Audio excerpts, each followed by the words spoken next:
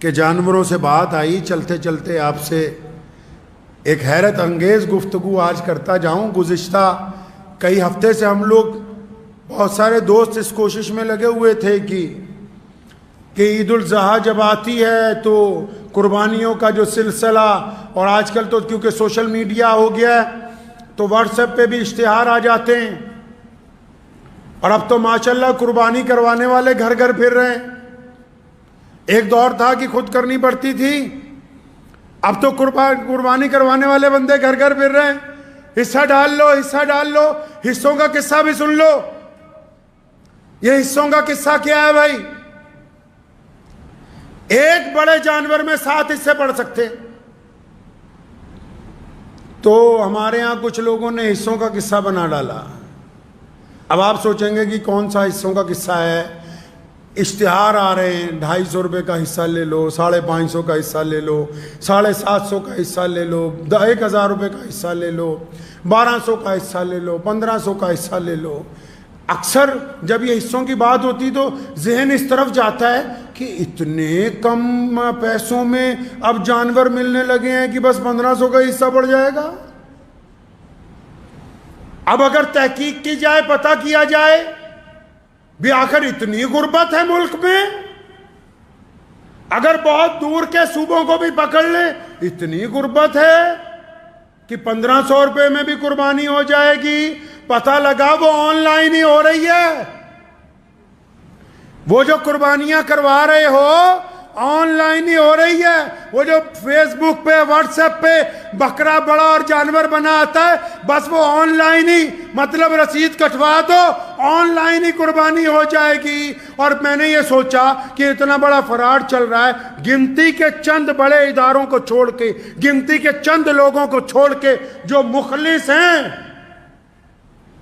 ان کے علاوہ ڈاکہ ڈال دیا قربانی کے اوپر لوگوں نے بھی کہ بھائی حصہ ڈال لو، حصہ ڈال لو۔ کتنے کا حصہ؟ بھائی 1000 روپے کا حصہ ہے، 500 کا حصہ ہے۔ میں کہا چلو بھائی اس کے گھر میں حصہ پڑ رہا ہے جس کو تم دے رہے ہو، کم از کم اس کو، یہ تمہیں تو قربان کر ہی رہا ہے نا ماشاءاللہ۔ ایسا کون سا صوبہ ہے بتاؤ تو صحیح، ایسی کون سی جگہ ہے بھائی جہاں 1000 روپے میں قربانی ہو جاتی ہوگی؟ کوئی 2023 چل رہا ہے، اتنے بچے ہو۔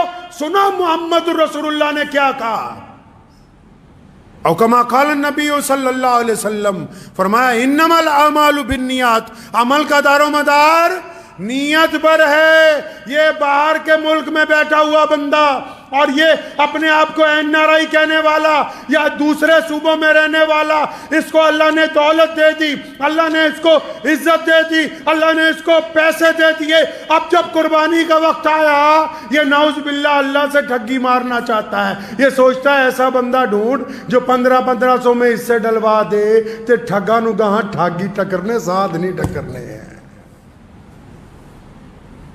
قرآن نے کہا ہے نا کہ نیکوں کے لیے نیک، بدوں کے لیے بد۔ اب جو اللہ کو دھوکہ دینا چاہتے ہو، بہترین مال ہونے کے باوجود یہ سمجھتے ہو کہ نہیں اگر چھوٹا جانور خریدیں گے 25-30 ہزار لگیں گے، 1500 میں بس اپنا فرض ادا کر لے، تو بس وہ تمہاری نیت ایک اپنے دل کو بہلانے کی تھی، بس پھر وہ دل کو ہی بہلایا گیا ہے، کیونکہ اللہ آپ کی نیت کو جانتا ہے، کیونکہ 1500 میں کوئی فرض ادا ہونے والے ہے نہیں ہے۔ افضل قربانی وہ ہے جو اپنے سامنے کی جائے، اپنے ہاتھ سے کی جائے، اپنے اہل و عیال کے سامنے کی جائے، اور بذات خود اس کا گوشت مستحق لوگوں میں، غریب لوگوں میں، ضرورت مند لوگوں میں اس کو تقسیم کیا جائے۔ یہ جو اب ہم نے دل کو بہلانے کو، غالب یہ خیال اچھا ہے، یہ جو اب ہم نے شروع کیا ہے نا کام کہ نہیں جی بس بہت دور حصہ بھیج دو، اب وہ قربانی ہو ہی رہی ہے یا نہیں ہو رہی، میں کسی پر الزام نہیں لگا رہا۔ کوئی دیندار آدمی، کوئی دیانتدار آدمی، کوئی باشرع آدمی बेईमान नहीं हो सकता। लेकिन याद रखो मुसलमानों, कुछ बेईमानों ने दाढ़ी रख ली है इसलिए हम समझते हैं कि ये दीनदार बंदा है, लेकिन कुछ ठगों ने पहनावा पहन लिया है लोगों के साथ बेईमानी करने का।